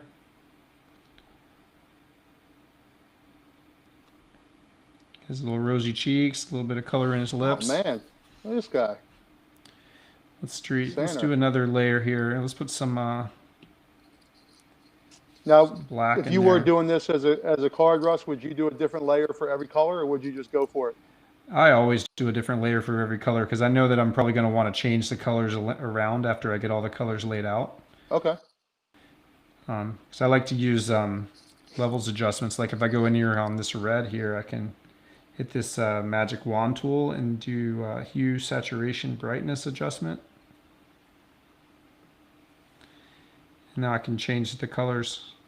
Oh yeah. So if I want to make it a little bit more bright or a little darker, however I want it to be, I can dial that stuff in after the fact. So that is a little bit easier to do because I made a new layer for each color. But yeah, so I might go in with this wash brush and kind of lay in some grays, kind of really just over where you put them in your sketch. Yeah.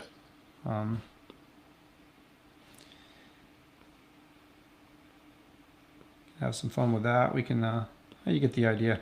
Maybe I kind of see like something kind of green in there to play off the red for the Christmas thing, obviously.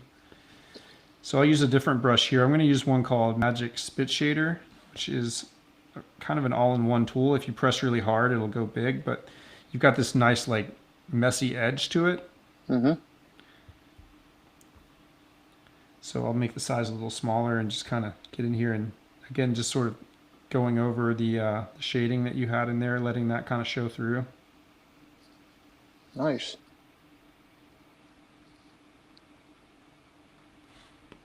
Yeah, see, this is the whole point right here of me wanting to give these things away for free. You know, man, I hate to put you on the spot, Sure. but can we do like I don't know, man, some kind of contest where people can like hashtag something that they've done, what they've done with these things, and we can give away. I don't know, something like maybe I'll give away. What do you want to give away? Huh? What do you want to give away? I don't know. I'll give away an original painting or something for Christmas. I'll give away a painting in like a print set or something. That's like awesome. A smaller painting, like a, I don't know, 8x10 or something. Sure. Okay. So And yeah, I think the the hashtag to use is just made with Tattoo Smart. Can you write that on your screen? Made with season's greeting card or something? I don't know. What can we do? Well, we could just use made with Tattoo Smart because we check that all the time. So Okay. If they use that and we know that it was made with this, then we'll consider it entered. All right. Does that We'll work? do that. Now I'm gonna follow up. So there, you guys. You've got to give them a time limit though. What's the date that they have to be done by? Well, I don't know. We want to. So I guess you and I will go through everything and pick a winner. Then, yeah. Sure. Yeah. Okay. You can let's do that. We'll just, I don't know, do it by. We'll give it 2 weeks. That way, it'll give me time to make sure I can get the painting done and somebody can have it by Christmas. Okay. You want to say the 15th of December? Yeah. Let's say December 15th, and I'll post after this, right? And I'll Okay. give Yeah. away. We'll pick a winner. Everybody that downloads the Season's Greeting set, upload all your hashtag us on your drawings, what you've done with the cards the set that I'm giving away, and we'll pick a winner, and whoever wins will get I'll give you a full set of these prints that I have. I got a bunch of different prints, maybe a set of like 5 prints or 4 prints, or what. I'll have to see what I got. I got some good stuff. I just, it's cool. And I'll do an original painting of, I don't know, something. Figure something out. Something good. Awesome. Yeah, we'll get some official rules posted up on our Instagram and maybe send it out to our newsletter and all that. But yeah, that looks great, man. Thank you. I'm working pretty quick here. But what about doing something with like a coffee kind of stained corner background, something for the background of that, or would you leave it like that? No, I'm gonna do that. I like that. Just give me a second to finish up this green. I'll go kind of messy here, but that's good. You know what, man? I never would have. I don't want to say never, but I probably wouldn't have added that green like that, man. That's a good look. Glad you like it. I'm gonna put some red in the letters too, I think. Russ, do you find that when you first started, I'm sure you were drawing and painting before you were tattooing, right? Yeah, I've, of course, been drawing all my life, but Right. I think I So, learned so much of what I know from tattooing also. right. But do you think in the beginning, do you think you, when your tattooing got better, do you think you adjusted your drawing to like, do you think you learned how to tattoo like you draw or draw like you tattoo? I think I learned to draw like I tattoo because, before I just used to just do like whatever was assigned to me at school. I didn't really like know what style I was into. Yeah. Um, I wasn't like, into comics or anything like that as a kid. So yeah, I think for me it was more about the, actually trying to make tattoos look good that helped me figure out how to approach drawing in general. And I learned so much from just, studying and trying to get better at drawing. Yep. So let me show you how I would approach the background here in a new layer. What I'm going to do is actually hover, like a long hover, brings up the, oops, long I'm hover learning brings stuff up on the this too. eyedropper tool. You see the eyedropper tool? Yep. So I'm grabbing the color of the background over here. You can see that color came in. And then I'll go over to the disc, and there's the color there, but I want a darker version of it. So I'm going to pull down to something like that. So I've got a color that's in the right family as the background, and then I can use something like Splotch Machine that we tried earlier. We can try that one.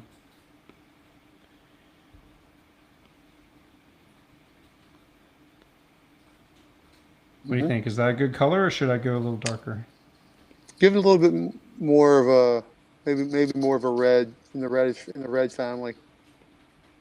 So it's more coffee-ish or tea. Yeah, there we go. You like that? Okay. Yeah. All right, so the first trick is to kind of cut in. Need a smaller brush to cut in close to the lines here. That'll take me a few minutes to do that, but then I can work bigger.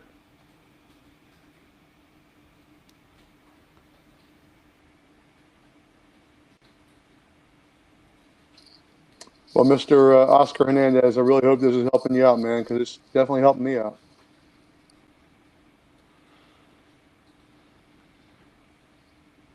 Did you go over the green with that too, Russ, or you're on a different? You're on another layer I'm now. on a different layer, but I'm not too concerned about, making it perfect right now or ever. But when you're going for this look, right, it's kind of nice to have some little flaws because it makes it look more real.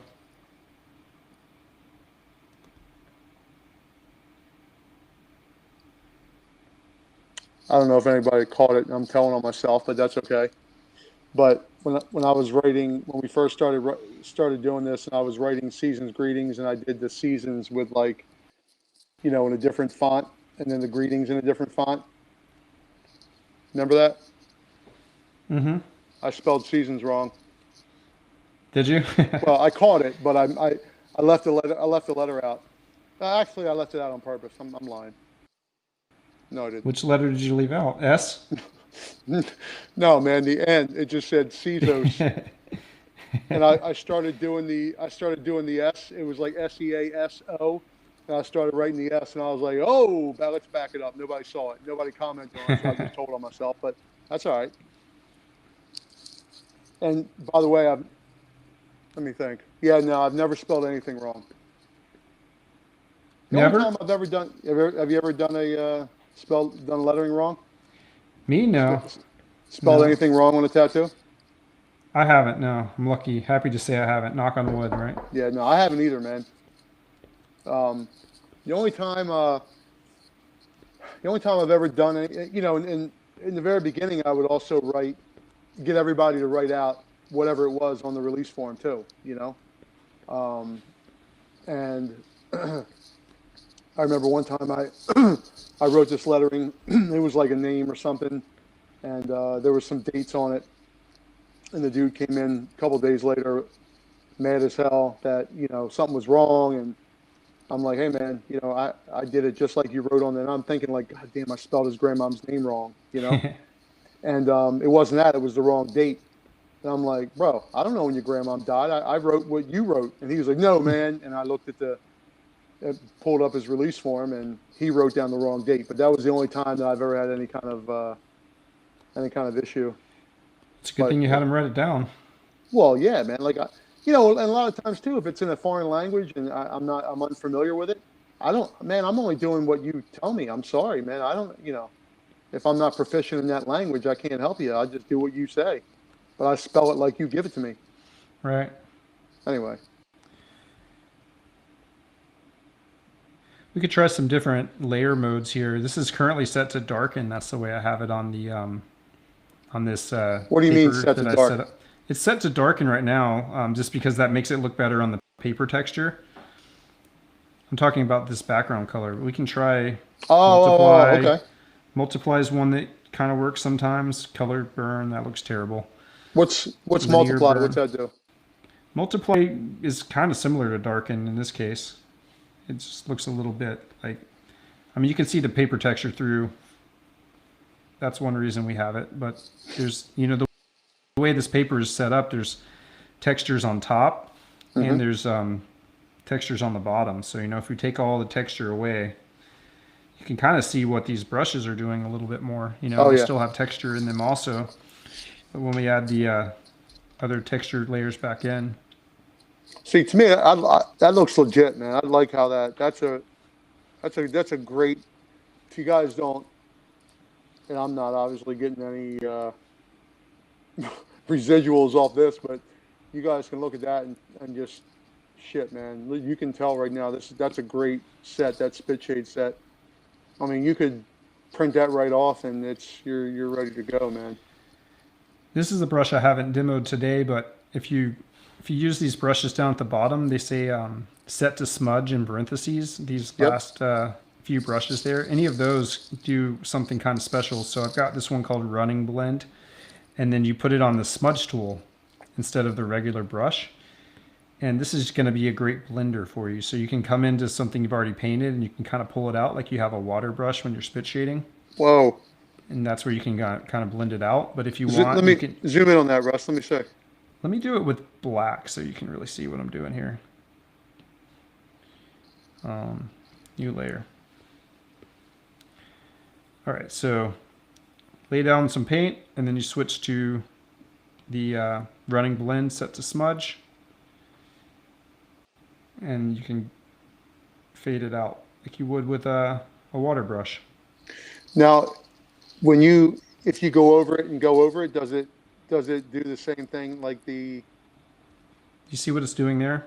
Yep. So if you start in the ink and you pull it out, it's going to go and then start to fade out over time. Yes. You see what it's doing?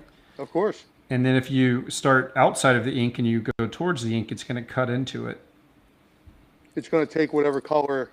So it acts like an eraser in that case. So if I kind of Well, turn it's it just up, picking the color that you start from, right?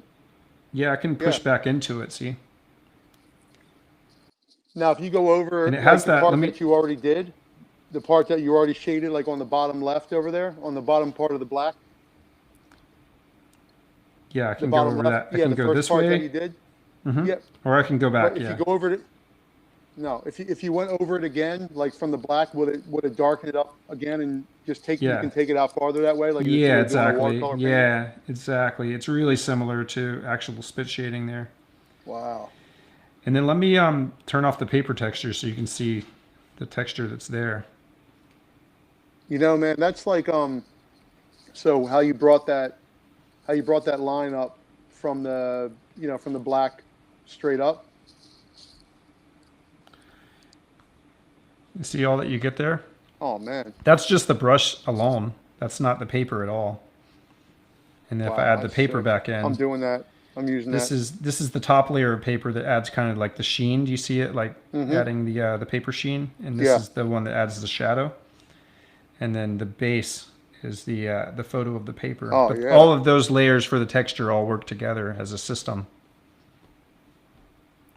So yeah, that's the spit shade set. Dude, that thing is like that line that you ran from the black all the way up. That would be dope to if you Yeah, I mean, imagine if that was like, it looks like if you drop some ink on there and you like, blew on it to give the ink that like, that effect. Yeah. Yeah, let me try that with a smaller brush. It would probably do that. Oh my God. Somebody said, Russ, I just bought that when I was pretty impressed with all the background options. Yeah, there's a lot of papers. I'll show you the kind of behind the scenes here. I put all the papers here in what they call a stack on Procreate, so I keep all the papers blank here. So there's 8 by 10, and that's the 8 by 10 column there. And then there's 11 by 14. Some of them get pretty crazy. Like here's a more insane one. Because these are real coffee stains. I love that. Take the logo away and you can see the paper. So you could get a lot out of that. It's really interesting. Here, let me show you some artwork that was done on top.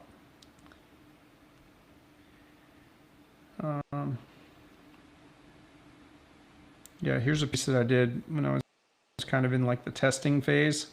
Wow. I don't know what that black smudge is there. It's just some crap I left there. But like it though. Here's a wolf and sheep design. See, man, why don't you try doing some more of those tattoos? I was supposed to tattoo this. I drew it up months ago for a client. I'm just waiting to actually schedule it. But yeah, everybody wants all geometric and mandala from you, man.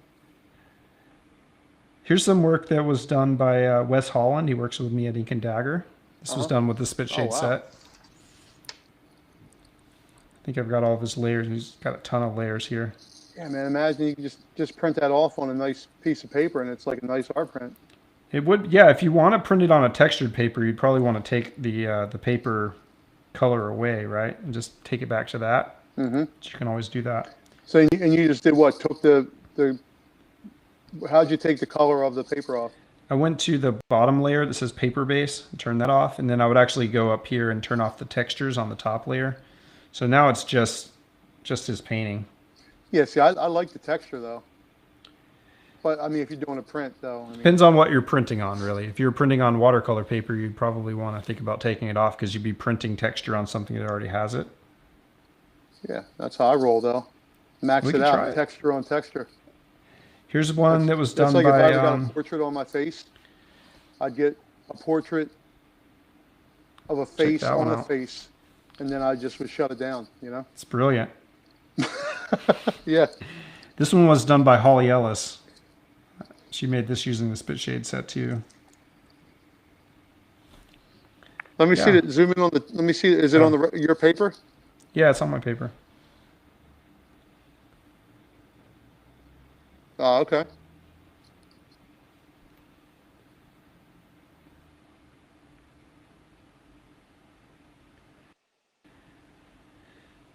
Let me show you this. We just got a few more minutes. This was something I worked on earlier. So I used your letter stamps from your set, the BJ Betts script here, which, as you know, is a whole bunch of pre-drawn letters. And I went through and stamped them out. Let's turn it all on here. So I went through and did Tattoo Smart.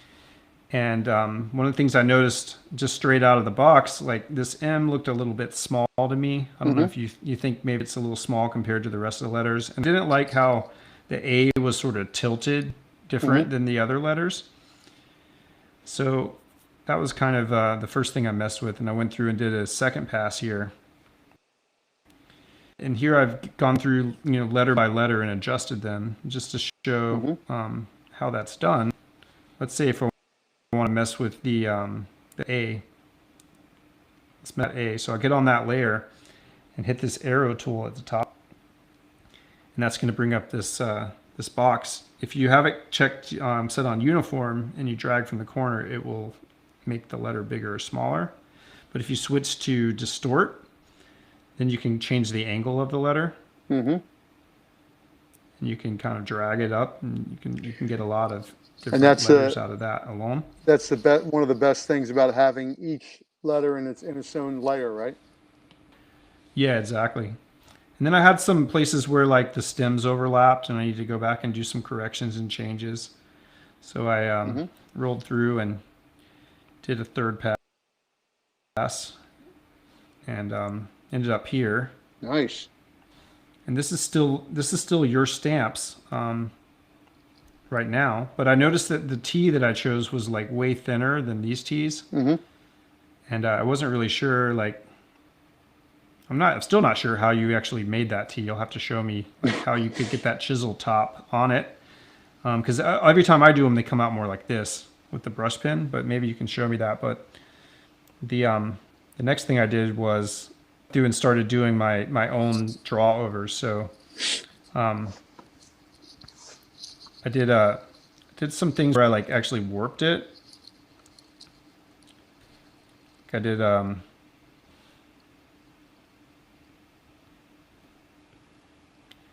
yeah, let me get back to the way it looked.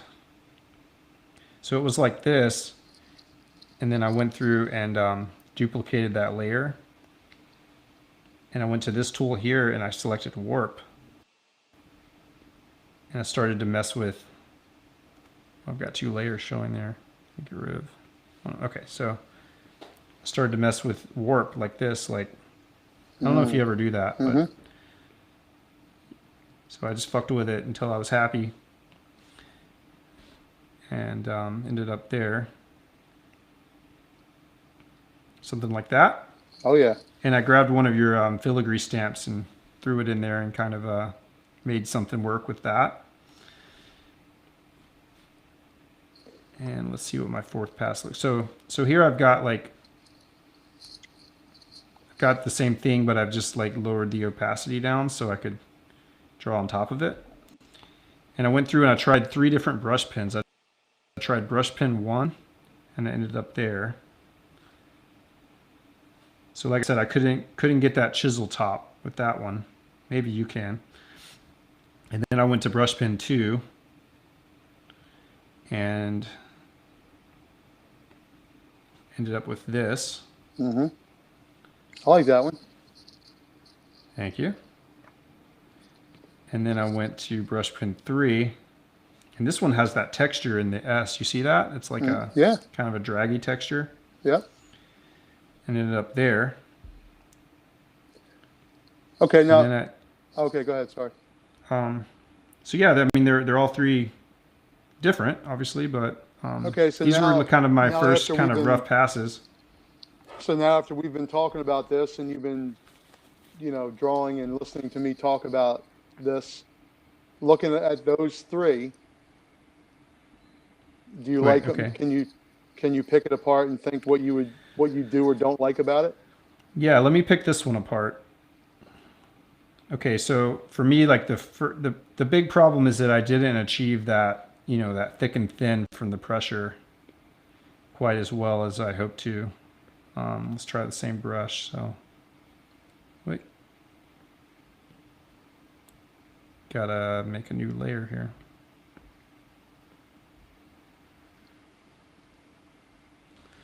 So just trying to do that T again.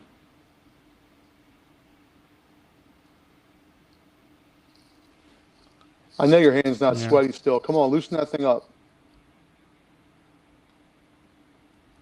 Better? Yep.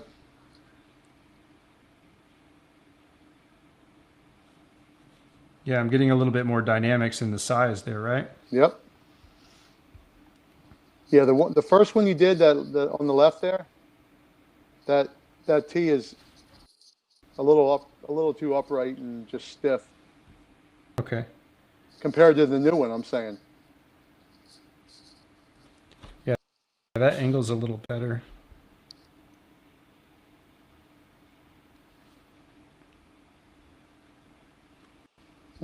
Yeah, maybe a little better. I'm like 1 hour into my 10,000 hours, so see what happens. And you can even tell from like the last R when you were doing the whatever we were writing, the greetings, the R and the greetings compared to the R and the Tattoo Smart. Oh yeah. That's true. It's this is the problem. Got to lighten it up and then go heavy. Yep. Right. You can even do it on the same angle, you know, like on the angle of the R, you know, the way it drops down. It doesn't have to be like such a, you know, whatever angle it is, you can, but as long as you keep, again, just keep the vertical, you know, the vertical is going to be the thicker part. And That you looks know, pretty good, you right? think about why that is, right? So back in, you know, I don't know, whatever 100,000 years ago, whenever people, not 100,000, but hundreds or 1,000 years ago, when people were writing with, you know, dipping the calligraphy pen in the ink, and that you had those nibs, those metal nibs. When you put pressure on it, it would flare out, and that's Right. why you would get that thick and thin. And then also, you got to think those those those fixed chisel pens. So in tattoo layman terminology, imagine you're using a 7 mag to you know to write, to do some calligraphy, and as you know bring it down, it's like, you know, a wide line. When you go horizontal, it's thin, and then so the vertical, the thick and thin, that gives you an idea on how the thick and thin would be. Yeah, totally. See, I think, well, man, Russ, you should, like, that's the only thing I see, man, just watching you do that, is your palm is like stuck on the screen, you know? Yeah. You know, I've never used one, but they make these brushes for digital artists. Oh, not brushes, gloves for digital artists that you can wear Do you that have have like empty fingers for your index and thumb, and it'll allow you to slide around a do you little bit have better. a what do you call it, on the screen? I have a screen You protector. know, Yeah, I have one of those paper-like screen protectors that gives me a little bit more grip, but I don't know if that's really the problem. But like if I would put some paper on, let me see if I can slide a little bit. You know, yeah, if I can slide. yeah. See, man, I love it So that you just way. have Like, like you just have a much slicker hand than I do apparently. I guess so. Yeah.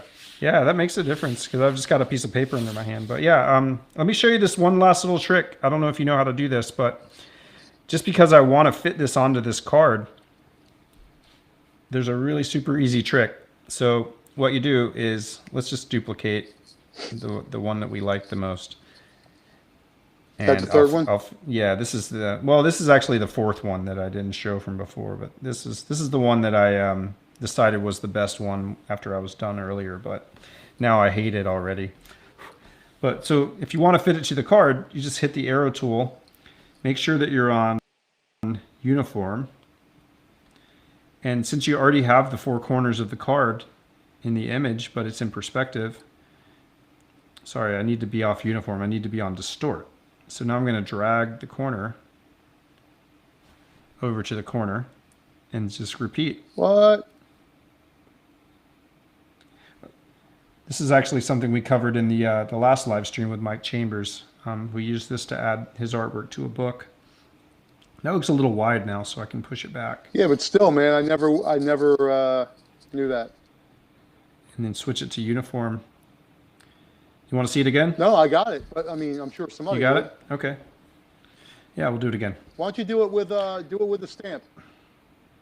One Okay, of the yeah, we'll do Seasons it with Greetings stamp. ones. Sure. Can you do that? Yeah, it's easy. All right, Season's Greetings. Let's find... Which one do you want to do it with? Oh, I don't know. Pick one. I don't care. Pick a Merry Christmas one. Merry Christmas. Okay.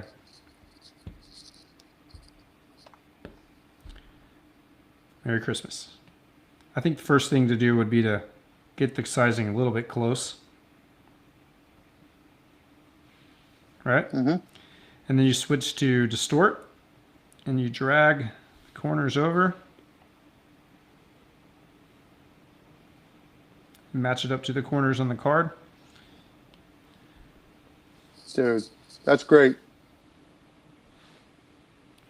So let's wrap it up, man. Is there anything you want to leave people with? Any links to other things that you're doing? I know you've got the markers that just came out recently. Yeah, just got released these alpha markers. It's called they're called alphabets, as in get it, alphabets. Yeah. Yeah, hey man, I like lettering, and that's it.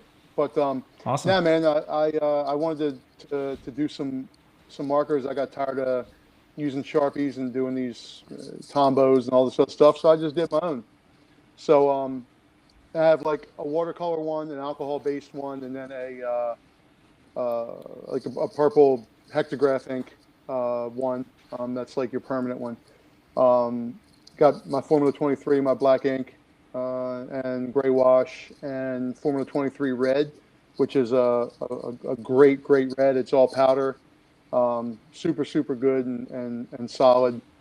There's a link there. Thank you guys so much. And yeah, that's really it, man. I'm working on a couple new books and a couple new projects coming out. Hopefully, we'll have a new Tattoo Smart project coming sooner than later. But Yeah. man, Russ, I can't thank you enough, man. This is changing, and you know, just from the feedback I get from people saying how much it helped them, my brush set has helped them. You know, ultimately it's because of you, you know, helping me to help them. You know, I basically help me help you. You know, so and that's been it, man. But Awesome, man. yeah, I can't thank everybody enough for all the support. And yeah, hashtag us. I want to do this giveaway. Download the holiday greetings set, and let's get it going. But Russ, thank you again, man. You're the man. All right, thanks so much, BJ, and I appreciate all of you guys sticking around with us for this whole 2 hours. I really enjoyed hanging out with you guys in the chat room, and thank you, BJ. You know, season's greetings from Tattoo Smart and BJ. We hope to see you guys at our next live stream, which is going to be very soon. So we'll let you know. Stay tuned. Subscribe to the channel if you haven't done that yet. Please subscribe to the channel so you can get the notifications, and we'll catch you on the next one. Thanks, BJ. Thanks, guys. All right.